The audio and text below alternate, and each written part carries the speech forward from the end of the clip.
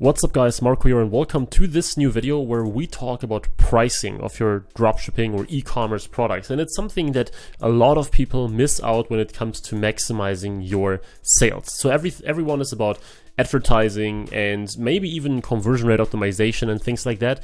But very few people actually look at their pricing and how to get the most out of it and what you can actually do to get more sales and more profits in the end.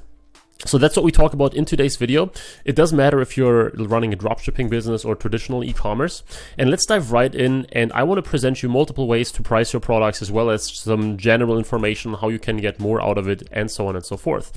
First of all, pricing determines your conversion rate, your average order value, and also your profits. So it is extremely important and powerful, and that's why you should actually think about it and not just like throw in some random numbers and think that everything will be fine, because ultimately I've seen cases where people literally have been able to, sell with a 0.5% conversion rate, and by changing the price correctly, they jumped to 1%, 1.5%, 2%. I've seen it all, and it's something that many people neglect. So today we're discussing 3 individual pricing strategies. Probably you are using either strategy 1 or 2. Most likely you're not using strategy 3, and these strategies are, first of all, cost-based, competitor-based, and positioning-based. Now, I will talk about them in a second. As I said, positioning-based is probably not something for you as a small e-commerce or dropshipping business owner. And let's start with the first strategy, and this is cost-based pricing. Now, most likely it's something that you're using right now. I assume it is, and it's very easy to set up. It's most common among dropshippers and small e-commerce businesses because you don't put like that much time and effort into it, and it's totally understandable. What you do with cost-based pricing is simply you add, for example, or you multiply the price that you pay for a product, for example, when sourcing it from AliExpress or Alibaba or wherever, you just multiply it by 1.5, 2, 3, or something like that, right? So on Oberlo, you can do that by default. You just say every product should be, the price should be multiplied by 2 or by 3 or something like that. It's somewhat random. It's somewhat... it's just random how you do that, and either you do it for every single product in the same way, like you multiply every price by 3. It's something that a lot of dropshippers do, that they say, I want to have a 300% markup. Some people do it on a product basis, so sometimes they do 2x, 3x, sometimes they do 4x. There is, when it comes to cost-based pricing, so when you price your products like this, it actually doesn't really matter that much. So here, from experience, I can say that 2x is the minimum you should charge with most dropshipping products. Else it gets difficult with like advertising and especially in the beginning with low conversion rates, etc. So 2x is normally the minimum. There is no real maximum. I've seen everything up to like 10x and more, right? Most people, I think, are roughly in the 3x range, and it's generally a good point to price your products, because that way you have more room for advertising, and also normally your prices are not too high in the market. But that's something that you have to check, of course, and we talk about this a little bit more in pricing strategy 2.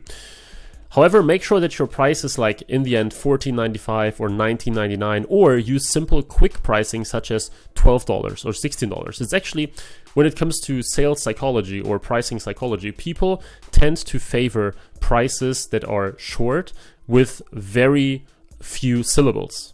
Now that kind of sounds strange and, a little made up, but I've actually seen this several times. I've read several studies about that. That people are more likely to buy your product if it's a short, quick number, so $12 rather than $16.85, right? Which is a very long number or very long name, a lot of syllables in there.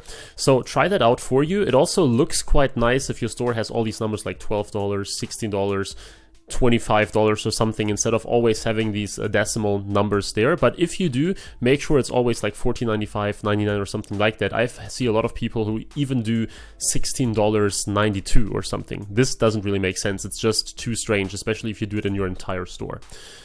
Now we have number 2, which is competitor-based pricing. And this requires a little bit of research. It's still fairly easy to do. It's also not that scientific, to be honest, but still it requires a bit of research, and it's more work than variation 2.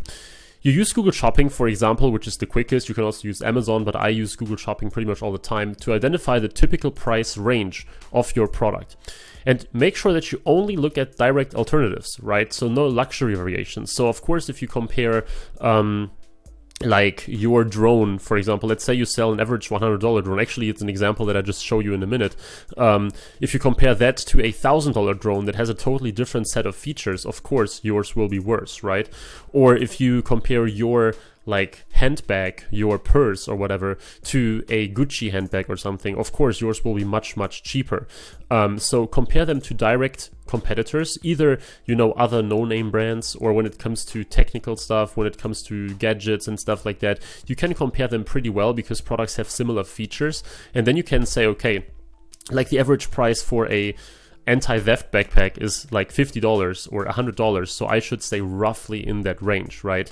The price, let's say for example, the price that you see on Google Shopping for your exact product is between $50 and $90, with some outliers that cost like $10 for some really bad stuff that is not directly related to you, and like $200 for something that is not really your competitor, just something similar. You can price yourself in that range depending on your ad cost and start roughly in the middle. So let's say 50 to 90, you may position yourself somewhere at 75 or something.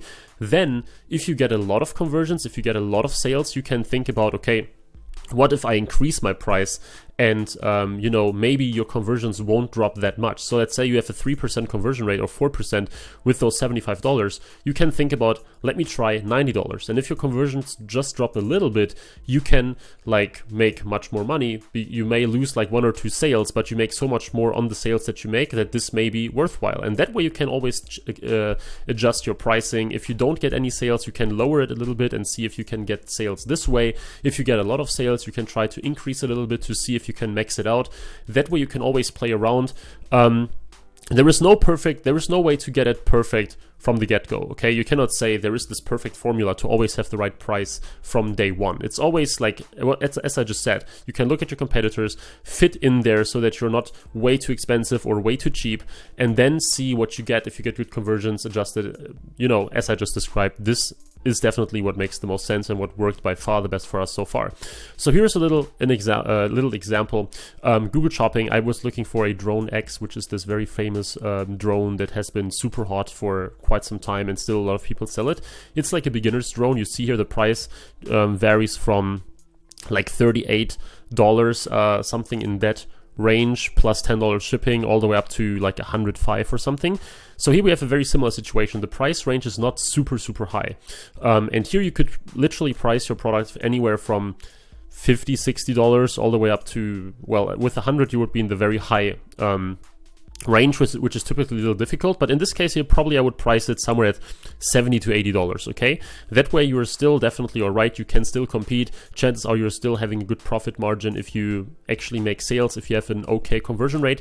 So that's an example here, but these are all very similar products. So one of them might come with a bag, one of them might come with a cable or something like that, but overall, it's the same product, very similar product, so you can actually compare yours to them. If there is like a professional video drone for, I don't know, filmmakers, of course, this wouldn't be your competitor and you cannot take it into your calculation.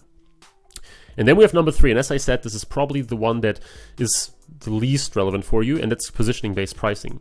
It's very uncommon among dropshippers and small e-commerce business owners actually, and you use it if you want to establish yourself as a luxury brand, for example, which takes a lot of time. You simply charge way more than the product costs. Let's say you want to establish a luxury product line in the, backpack space, right? Let's say you want to sell luxury handmade backpacks and you sell them for $300 a piece. In this case, there is no real rational way why you price them that high. Like maybe, okay, the material might be super expensive, but most of the time especially when it comes to fashion, the products are just priced super high because of marketing, because of branding, and because they want to get this, they want to evoke that feeling of being a luxury brand.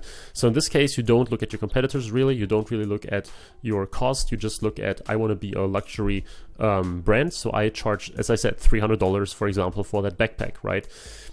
As you see, it's not that relevant for most of you guys. For some, I have clients, for example, that are in these spaces where we charge a lot and everything, but for most of you guys who watch this right now, probably it's not that relevant as I told you up front. So it's just something that you may want to keep in mind if you ever go into that space, if you ever start branding, if you ever do want something like that. As I said, it's not that easy. You cannot just charge $500 for something that normally costs like $30 just out of nowhere. You have to work on that brand first. You have to establish yourself. It's not that easy, but at some point you may want to try it out. So keep this in mind.